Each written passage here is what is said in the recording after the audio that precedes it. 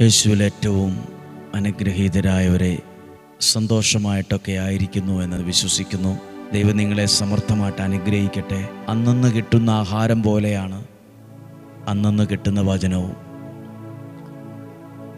അത്രയും ശക്തിയും ബലവും പ്രോത്സാഹനവുമാണ് ദൈവവചനത്തിലൂടെ, ശുശ്രൂഷയിലൂടെ ദൈവം ഒരുക്കിക്കൊണ്ടിരിക്കുന്നത്.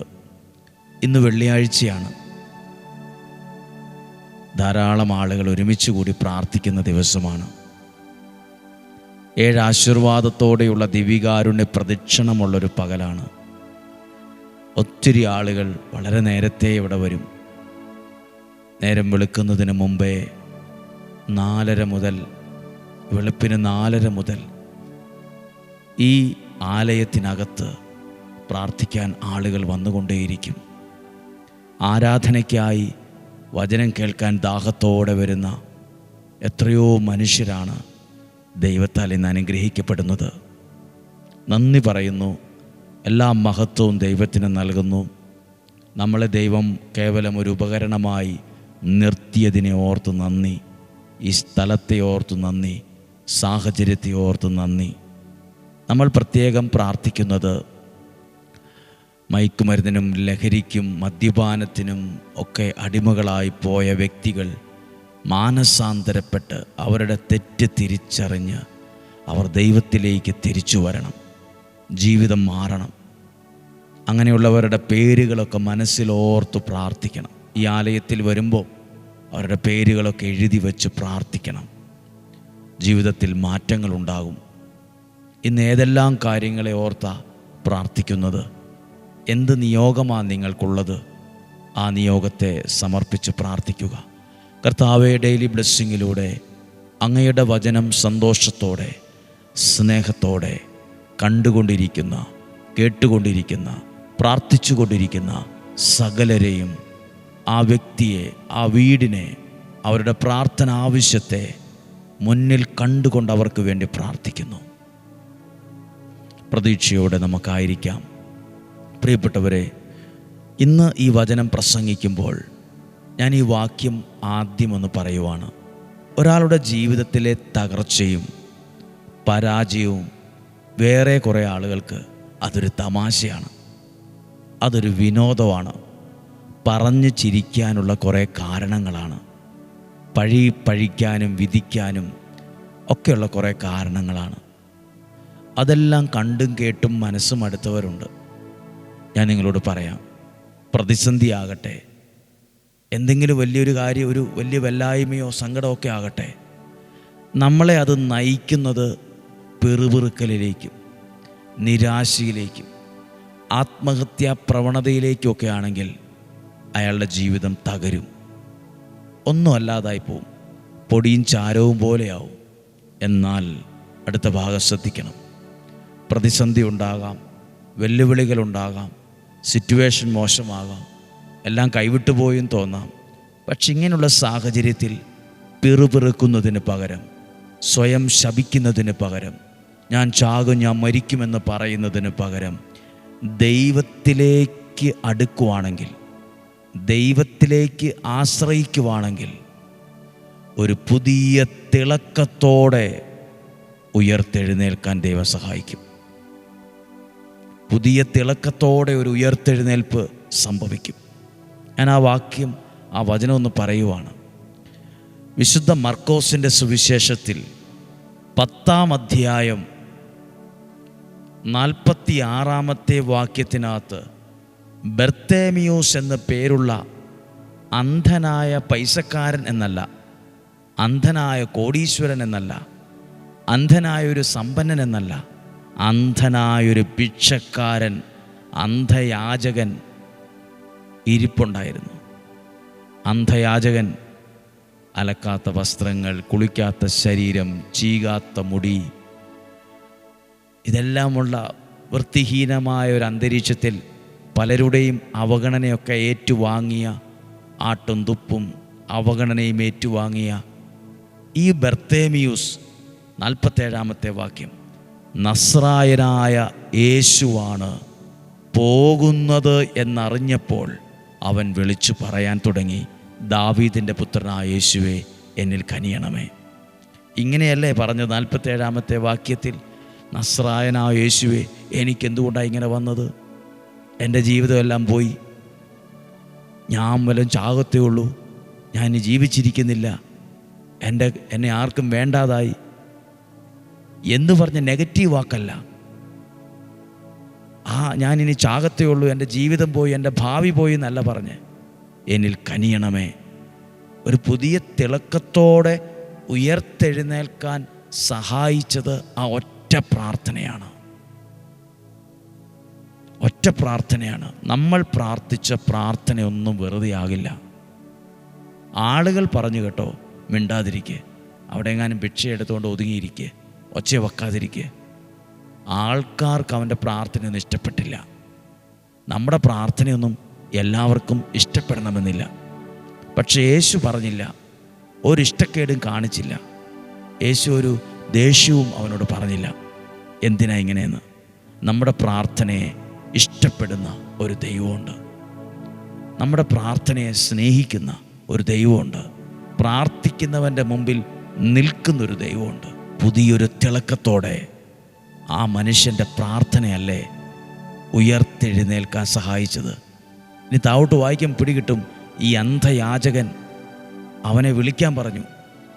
അവനെ വിളിച്ച് എല്ലാവരുടെയും പുറകിൽ കൊണ്ടുപോയി നിർത്തിയെന്നല്ല, അവനെ വിളിച്ച് അവനെല്ലാവരുടെയും മുമ്പിൽ അവൻ്റെ പുറങ്കുപ്പായം വലിച്ചെറിഞ്ഞ് അവനെല്ലാവരുടെയും മുമ്പിലെത്തി. എവിടെ കിടന്നവനാണ്? എത്രയോ അകലെ കിടന്നവനാണ്.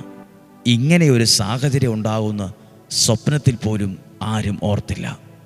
പ്രിയപ്പെട്ടവരെ, ജീവിതത്തിൽ നമ്മളും ഇങ്ങനെയൊക്കെ തന്നെയാണ്. ഇന്നത്തെ സാഹചര്യം ശരിയാവില്ല, നല്ലതായിരിക്കില്ല, ചീഞ്ഞതായിരിക്കും, ദുർഗന്ധമുള്ളതായിരിക്കും, സങ്കടമുള്ളതായിരിക്കും, വാടിപ്പോയതായിരിക്കും, മുഷിഞ്ഞതായിരിക്കും. സാരമില്ല. ആ സമയത്ത് ഇങ്ങനെ പറയാതിരുന്നാൽ മതി, എൻ്റെ ജീവിതം പോയി, ഞാൻ ചാകത്തേ ഉള്ളൂ, ഞാൻ മരിക്കത്തേ ഉള്ളൂ. എൻ്റെ നിരാശയുടെ വാക്കുകൾ പറയാതെ, നസ്രായനായ യേശുവേ, എന്നോട് കരുണയായിരിക്കണമേ എന്ന് പ്രാർത്ഥിക്കാൻ, ദൈവത്തിലേക്കാണ് ആ പ്രതിസന്ധികൾ നിങ്ങളെ എത്തിച്ചതെങ്കിൽ, ദൈവത്തിലേക്കാണ് നിങ്ങൾ അടുത്തതെങ്കിൽ, ദൈവത്തോടാണ് പ്രാർത്ഥിച്ചതെങ്കിൽ, ഞാനീ പറഞ്ഞ വാക്ക് ഡയറിയിൽ എഴുതിക്കോ, ഞാനീ പറഞ്ഞ വാക്ക് ഹൃദയ പലകയിൽ എഴുതിക്കോ. പുതിയ തിളക്കത്തോടെ ഉയർത്തെഴുന്നേൽക്കും. എല്ലാവരുടെയും പിറകിൽ കടന്ന നിന്നെ പല കാരണങ്ങളാൽ പല രീതിയിലും പലരുടെയും മുമ്പിലെത്തിക്കും നിൻ്റെ സ്ഥാനം. പലരും അത്ഭുതപ്പെടും ദൈവം നിന്നെ അനുഗ്രഹിച്ച അവസ്ഥയെ ഓർത്ത്. ഹല്ലേലൂയ. ഒരു കാര്യം പറയാം, പ്രാർത്ഥിച്ച പ്രാർത്ഥനയൊന്നും വെറുതെ ആവില്ല. ചൈനീസ് ബാംബു എന്ന ഒരു ട്രീ ഉണ്ട്, ഒരു മരം. അതിൻ്റെ വിത്ത് 5 വർഷം കഴിഞ്ഞേ കിളുക്കുള്ളൂ എന്നാണ് പറയുന്നത്. ഞാൻ വായിച്ചു കേട്ട ഒരു കാര്യമാണ്. ഈ വചനത്തോട് ചേർത്ത് വയ്ക്കണമെന്ന് എനിക്ക് തോന്നി. 5 വർഷം ഇന്ന് നട്ട് കഴിഞ്ഞാൽ 3-4 വർഷത്തേക്ക് ഇത് കിളുക്കത്തില്ല. വെള്ളമൊഴിക്കും, പരിചരണം കൊടുക്കും, വേണ്ട കെയറിങ് എല്ലാം കൊടുക്കും. നട്ടവന് തോന്നും ഇത് കിളുക്കിയാലെന്ന്. ഇത്ര വർഷമായിട്ട്, ഇത്രയും വർഷം കഴിഞ്ഞാണോ കിളുക്കുന്നത്? 5-ാം വർഷം അത് കിളുക്കും. കിളിർത്ത് കഴിഞ്ഞാൽ 40 ദിവസം കൊണ്ട് 27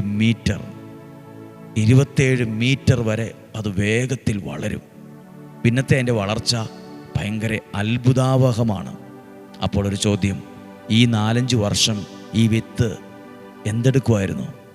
അതതിൻ്റെ വേരുകളെ, അത് വളരാൻ ആവശ്യമായ എല്ലാ ഒരുക്കങ്ങളും നടത്തുവാണ്. അപ്പോൾ 5 വർഷം മുമ്പ് നട്ടപ്പോൾ മുതൽ കൊടുത്ത വെള്ളവും പരിചരണവും ഒന്നും വെറുതെ ആയില്ല. അതൊക്കെ ഒരു വലിയ വളർച്ചയ്ക്കും തുടക്കത്തിനും കാരണമായി. ഞാനിത് പറഞ്ഞത്, നമ്മളിപ്പോൾ ചിന്തിക്കും ഇങ്ങനെയൊക്കെ പ്രാർത്ഥിച്ചിട്ട് എന്ത് കാര്യം? ഇതെല്ലാം ആ വിത്ത് കിളിർത്തതുപോലെ ഇന്ന് കിളിർത്തില്ലേലും നാളെ ഒരു സമയത്ത് അത് തിളക്കത്തോടെ അത് കിളിർക്കാൻ, ഉയർത്തെഴുന്നേൽക്കാൻ ഈ പ്രാർത്ഥന കാരണമാവും. അന്ധനായ മനുഷ്യൻ പ്രാർത്ഥിച്ച പ്രാർത്ഥന വെറുതെ ആയില്ല. പല മനുഷ്യരും പറഞ്ഞു, മിണ്ടാതിരിക്കുക, അവിടെ മിണ്ടാതിരിക്കുക. അത് കേട്ടിട്ട് മിണ്ടാതിരുന്നാൽ ഈ വല്ല അനുഗ്രഹം ഉണ്ടാകുമായിരുന്നോ? നമ്മളോടും പറയും, പ്രാർത്ഥിക്കണ്ട, വചനം കേൾക്കണ്ട, ഇതുകൊണ്ട് എന്ത് കിട്ടിയത്? ഇതുകൊണ്ട് എന്താ പ്രയോജനം? നിങ്ങൾ എങ്ങോട്ട് പോവുക? മനുഷ്യൻ്റെ വാക്ക് കേട്ട് നമ്മൾ ദൈവത്തോട് പ്രാർത്ഥിക്കാതിരുന്നാൽ നമുക്കാ അനുഗ്രഹവും ഐശ്വര്യവും നഷ്ടപ്പെടുന്നത്. നമ്മുടെ കുടുംബത്തിനാണ് നഷ്ടപ്പെടുന്നത്. അന്ധനായ മനുഷ്യൻ അവരുടെ വാക്ക് കേട്ട് എന്നാൽ ഞാൻ മിണ്ടുന്നില്ല കേട്ടോ, ഞാനൊരു പ്രാർത്ഥനയ്ക്കും ഇല്ല എന്ന് പറഞ്ഞിരുന്നായിരുന്നെങ്കിൽ ഈ അനുഗ്രഹങ്ങളുടെ തുടക്കം ഉണ്ടാവത്തില്ല. അത് മൈൻഡ് ചെയ്തില്ല. കൂടുതൽ പ്രാർത്ഥിച്ചു. ആ പ്രാർത്ഥിച്ച പ്രാർത്ഥനയോ ശബ്ദമോ ഒന്നും വെറുതെ ആയില്ല. ആ ജനത്തിനതൊരു പാഠമാണ്. പ്രാർത്ഥിക്കുന്നവൻ്റെ മുമ്പിൽ ദൈവം നിൽക്കുമെന്നും പ്രാർത്ഥിക്കുന്നവനെ ദൈവം എല്ലാവരുടെയും മുമ്പിൽ കൊണ്ടുവരുമെന്നും ആ ജനത്തെ ദൈവം ബോധ്യപ്പെടുത്തി.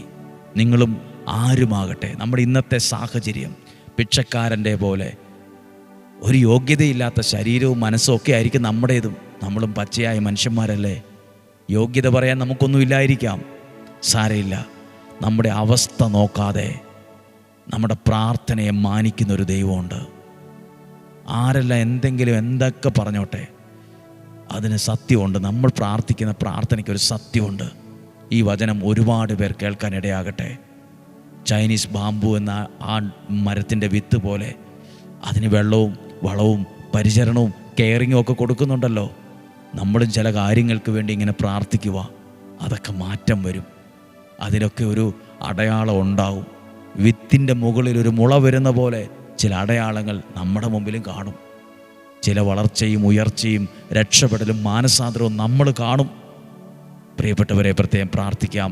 പ്രത്യേകിച്ച് മദ്യപാനം, ലഹരിക്ക് അടിമപ്പെട്ടു പോയവരുടെ മാനസാന്തരത്തിന് വേണ്ടി മനസ്സിലെങ്കിലും അവരുടെ പേര് പറഞ്ഞ് പ്രാർത്ഥിക്കുക. +1 +2 SLC ഒക്കെ കഴിഞ്ഞിരിക്കുന്നവരെ പുതിയ കോഴ്സ് എടുക്കാനൊക്കെ എന്ത് പഠിക്കണം, എന്തു ചെയ്യണം, എങ്ങോട്ട് പോകണം, അവരിത് പറയുന്നു ഇവരിത് പറയുന്നു. നിങ്ങളങ്ങനെ ആ കൺഫ്യൂഷനിലിരിക്കുന്നവരൊക്കെ ആണെങ്കിൽ ഡെയിലി ബ്ലെസ്സിങ്ങിൽ പ്രാർത്ഥിക്കുക. ഒരെഴുത്തെഴുത്, നിങ്ങളുടെ നിയോഗം പറഞ്ഞൊരെഴുത്തെഴുത്. ഞങ്ങൾ പ്രാർത്ഥനയോടെ നിങ്ങൾക്ക് മറുപടി അയക്കാം. ആ എഴുത്ത് വച്ച് ഞങ്ങൾ നിങ്ങൾക്ക് വേണ്ടി പ്രാർത്ഥിക്കാം. ഈ ആലയത്തിൽ പ്രാർത്ഥിക്കാം. അപ്പോൾ നിങ്ങൾക്ക് ശരിയായത് തിരഞ്ഞെടുക്കാൻ, നല്ല അനുഗ്രഹമായതിനെ തിരഞ്ഞെടുക്കാൻ ദൈവം സഹായിച്ചോളൂ. നമ്മുടെ കർത്താവ് ഈശോ മിശിഹായുടെ കൃപയും പിതാവായ ദൈവത്തിൻ്റെ സ്നേഹവും പരിശുദ്ധാത്മാവിൻ്റെ സഹവാസവും നിങ്ങളോടുകൂടെ ഉണ്ടായിരിക്കട്ടെ. നിങ്ങളുടെ കുടുംബത്തിൽ, യാത്രകളിൽ, തീരുമാനത്തിൽ ഉണ്ടായിരിക്കട്ടെ. രോഗങ്ങൾ, അപകടങ്ങൾ, ദുർമരണങ്ങൾ, മൂപ്പെത്താത്ത മരണങ്ങൾ, ചതിയിൽ നിന്നും വഞ്ചനയിൽ നിന്നും നിരാശയിൽ നിന്നും കുറ്റബോധത്തിൽ നിന്നും ഞങ്ങളെ സൂക്ഷിക്കണമേ. ഇന്ന് കേട്ട വചനം ഞങ്ങൾക്കെല്ലാം ഒരു പാഠമാണ്. കർത്താവേ, ബർത്തേമിയൂസിനെ പോലെ ഭിക്ഷക്കാരൊന്നും അല്ല ഞങ്ങളെങ്കിലും ഞങ്ങളുടെ മനസ്സും ശരീരവുമൊക്കെ അഴുക്കുള്ളതാണ്, കുറവുള്ളതാണ്, ഞങ്ങൾ പാപികളാണ്. എങ്കിൽ പോലും ഞങ്ങളുടെ പ്രാർത്ഥനയെപ്പോലും അങ്ങ് മാനിക്കുന്നുണ്ടല്ലോ, ഞങ്ങളുടെ പ്രാർത്ഥനയെപ്പോലും അങ്ങ് ശ്രദ്ധിക്കുന്നുണ്ടല്ലോ. ഞങ്ങളുടെ പ്രാർത്ഥനയ്ക്ക് മുമ്പിൽ ഞങ്ങളെ പുറകിലാക്കുന്ന ഒരു സാഹചര്യമല്ല, ഞങ്ങൾ ഇന്നത്തെ അവസ്ഥയേക്കാൾ 10 ഇരട്ടി മെച്ചമുള്ളൊരു അവസ്ഥയിലേക്ക് ഞങ്ങളെ കയറ്റി നിർത്തുമെന്ന് ഞങ്ങൾക്കറിയാം. ഇന്നും ജീവിക്കുന്ന യേശുവിൻ നാമത്തിൽ നിങ്ങൾക്ക് വേണ്ടി പ്രാർത്ഥിക്കുന്നു. കണ്ണിനെ കണ്ണുനീരിൽ നിന്നും, കാലിനെ വീഴ്ചയിൽ നിന്നും, ജീവനെ മരണത്തിൽ നിന്നും സൂക്ഷിക്കട്ടെ. ദൈവം സമർത്ഥമായിട്ട് നിങ്ങളെ അനുഗ്രഹിക്കട്ടെ, ഇപ്പോഴും എപ്പോഴും എന്നേക്കും. ആമേൻ. ഈ വചനം ഒത്തിരി പ്രയോജനം ചെയ്യും കേട്ടോ. ജീവിതത്തിൽ മറക്കരുത്. സാധ്യമായ എല്ലാവർക്കും മടി കൂടാതെ, അസൂയ കൂടാതെ അയച്ചു കൊടുക്കണം, പറ്റുന്നവരൊക്കെ. കാരണം ഒരാളുടെ ജീവിതത്തിലെങ്കിൽ ഈ വചനം പുതിയൊരു വഴിത്തിരിവാകാതിരിക്കില്ല. നാളെയും 5:30 തന്നെ, ശനിയാഴ്ചയാണ്, 5:30 തന്നെ ഒരുമിച്ച് കാണണം, ഒരുമിച്ച് വചനം കേൾക്കണം. നാളെയും 5:30 കാണുന്നത് വരെ സ്വർഗത്തിലെ ദൈവം എന്നെയും നിങ്ങളെയും അത്ഭുതകരമായ വിധത്തിൽ സൂക്ഷിക്കട്ടെ. ആമേൻ.